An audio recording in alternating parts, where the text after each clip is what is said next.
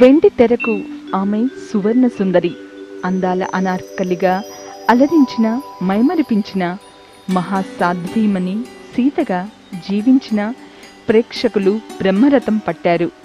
ఆమె అంజలీదేవి. 1 కాదు 2 కాదు, 60 సంవత్సరాల పాటు సినీ రంగంలో నిలిచిన అపార అనుభవం ఆమె సొంతం. దాదాపు 350 తెలుగు, తమిళ, హిందీ చిత్రాలలో ఆమె నటించారు. నటనలో ఎన్టీఆర్, ఏఆర్నాలతో పోటీ పడ్డారు అంజలి. తెలుగు సినిమాలకు సంబంధించి లివింగ్ లెజెండ్గా అంజలిదేవిని పేర్కొనవచ్చు. భర్త ఆదినారాయణరావుతో కలిసి అంజలి పిక్చర్స్ బ్యానర్పై సువర్ణ సుందరి, స్వర్ణమంజరి వంటి ఎన్నో చక్కటి సినిమాలను నిర్మించారు. సినీ స్టార్లు కుటుంబాలను నిర్లక్ష్యం చేస్తారన్నది అపోహ మాత్రమే అని అంజలిదేవిని చూస్తే అర్థమవుతుంది.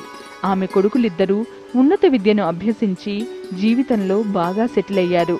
82 సంవత్సరాల వయసులో ఉన్న అంజలిదేవి ప్రస్తుతం చెన్నైలో నివసిస్తున్నారు.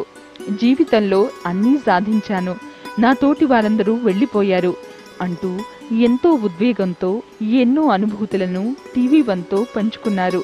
ఆ వివరాలు మీకోసం.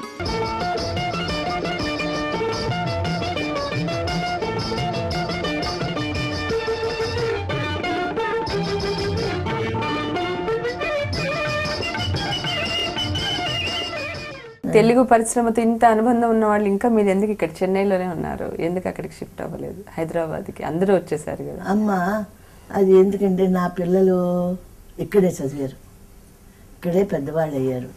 తర్వాత ఇక్కడే సమస్తం సమకూర్చుకున్నాం. ఎన్నో మరవలేని, మర్చిపోలేని పాత్రలు మీ దగ్గర ఉన్నాయి కదా, మీరు చేశారు కదా. మీరు టాప్ 5 అంజలిదేవి మూవీస్ అంటే ఏం చెప్తారు?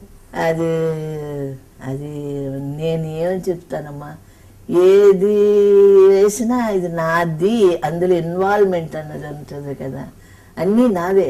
మంచి కానీ చెడు కానీ ఏ క్యారెక్టర్ వేసినప్పటికీ, ఎంత చెడ్డ క్యారెక్టర్ వేసినా అందులో మనం వెళ్ళకపోతే చెయ్యలేం. ఆ క్యారెక్టర్లోకి నేనే అంజలిదేవిని అంటే నేను మామూలు మనిషి దీనిగా కాదు, ఆ క్యారెక్టర్లోకి వెళ్ళండి. అందుకని అన్నీ నాకు నచ్చదు, నేను వెళ్ళలేను. నేను వేసినప్పుడు, సీత వేసినప్పుడు అందరూ అనుకునేవాళ్ళు, ఫలానా లక్ష్మీరాజ్యం అమ్మ వచ్చి ఎన్టీ రామారావు గారితో చెప్పింది, ఏంటి ఆ డాన్సులు ఆడే పిల్లని పోయి ఆ సీతమ్మ వేషం వేస్తున్నానంటే సేపుల్లయ్య గారికి ఏం మతి ఉన్నదా, మతి లేదా అనేమో అన్నదట సెట్లో రామారావు గారితో. రాజ్యం పిక్చర్స్ వాళ్ళు, రాజ్యం పిక్చర్స్ షూటింగ్ అదేది నత్తనశాల ఏదో షూటింగ్లోనే ఉన్నాడు అప్పుడు అన్నదట. అంటేనే ఆయన ఏముందో, ఏ పుట్టలో ఏ పాముందో ఎవరికేమి తెలుసు ఆయన అన్నారట. అంత సమాధానం చూడండి, కరెక్ట్గా ఆయన కరెక్ట్ అయిన సమాధానం చెప్పాడు, అంతే కదా సహజం. అలాగా అన్నారైనా. ఆ పుల్లయ్య గారు ఉన్నారే, శ్రీ పుల్లయ్య గారు మా చేత చేయించారమ్మా.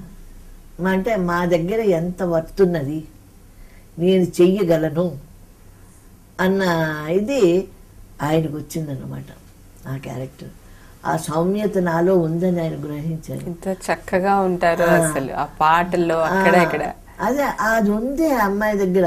ఇప్పుడు అలాగనే బలరామయ్య గారు ఆ క్యారెక్టర్ ఇచ్చారంటే వీళ్ళందరినీ మీరందరూ ఊరుకోండి, మీకెందుకు. ఆ అమ్మాయి అసలు ఆ ఫేస్లో సౌమ్యత ఎక్కువ ఉన్నది, మీకు తెలియదు. అది నిజంగా క్రెడిట్ నాకు ఇవ్వడం ఆ ప్రొడ్యూసరు, ఆ డైరెక్టర్, టెక్నీషియన్స్ నన్ను అంత చక్కగా చూపించడం కానీ చేసింది కానీ కెమెరామెన్, టెక్నీషియన్స్, ప్రతి ఒక్క టెక్నీషియన్ కూడా ఒక్కో సీన్ యాక్ట్ చేస్తుంటే అందరూ కూడా అందులో లీనమైపోయేవాళ్ళు. నాకు త్యాసలేమీ లేవు లక్ష్మణ. భూదేవి కడుపున పుట్టినందుకు, ఈ రఘువంశం నెట్టినందుకు, ఇరు వంశాలకు కళంకం లేకుండా నా పవిత్రత నిరూపించుకుంటే అంతే చాలు. రామస్వామి పదాంబుజంబులెదనారాధింతునేని సదా రామాజ్యం జరింతునేని తగ జాగ్రత్త స్వప్న సుఖ్యాదులన్ రాముందప్పని దానలోటయు యథార్థం బేని నా తల్లి ఓ భూమి ఈడ ద్రోవ చూపి నన్ను లవకుశ రిలీజ్ అయిన తర్వాత రెస్పాన్స్ ఏంటి జనాలది? సినిమా వాళ్ళని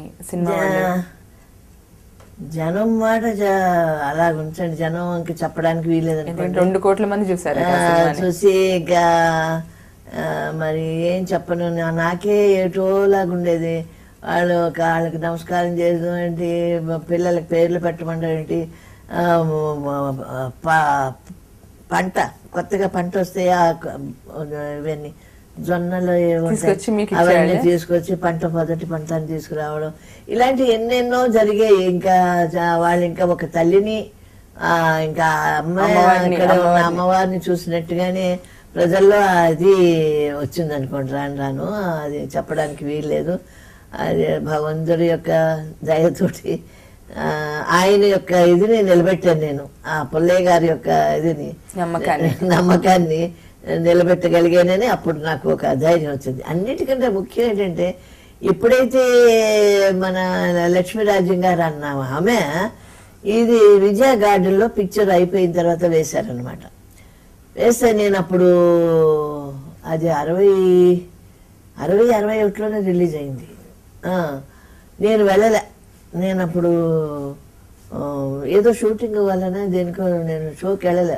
భయం కూడా లోపల నాకు వెళ్ళలే. భయం అంటే వేరే కాదు, ఏమో ఎవరు ఏమంటారో అన్ని వినడం ఎందుకని మనకి నేను షోకి వెళ్ళలే. అప్పుడు ఆమె అందరూ ఇండస్ట్రీలో అందరూ వెళ్ళారంట. అదే విజయ గార్డెన్లో వేశారనమాట. అప్పుడు అది వరకు వేసేవాళ్ళని నేను పిక్చర్లు ఏదైనా ముందు అదే వేసేవారు. ఆమె చూసి ఇంకా చెప్పడానికి వీల్లేదు. ఎక్కడనే ఆవిడ ఎలాగొచ్చిందో ఆవిడకే తెలియదేమో. అబ్బాబా అప్పుడు ఇంకా మేము పెద్దింట్లో అక్కడ ఉన్నాం అనమాట. వచ్చి అమ్మా అంజమ్మా, నన్ను అంజమ్మా అంజమ్మా అని పిలుస్తారు వీళ్ళందరూ పెద్ద ఆర్టిస్టులంతా. కన్నాబాబా దగ్గర నుంచి భానుమతి గారు అందరూ నన్ను అంజమ్మ అంజమ్మ అని పిలుస్తారు. అలాగే అంజమ్మా అంజమ్మా అనుకుంటా వచ్చింది. రావే తల్లి, రావే తల్లి, సీతమ్మ తల్లి రావే అని వచ్చి నన్ను పట్టుకుని ఏడ్చిందండి ఆమె. కళ్ళంటి నీళ్ళు పెట్టుకుని. నాకు ఇప్పటికే ఆ దృశ్యం చూస్తుంటే అంటే మనిషిలో చూడండి ఆ పశ్చాత్తాపం అనేది వచ్చింది. ఇంకోటికి ఎవరికి వస్తుందమ్మా? Is artist. లవకుశ ఇప్పుడు ఈ రోజుకి ఎక్కడికి వెళ్ళినా అది ఏదో పోయినా కూడా అది అలాగే ప్రజల్లో అది ఉంటుందని పిల్లల దగ్గర నుంచి ఇప్పుడు తెలిసింది. ఇప్పుడు ఈ జనరేషన్ కూడా ఎందుకంటే పెద్దవాళ్ళు చెప్తున్నారు అన్నమాట వాళ్ళకి.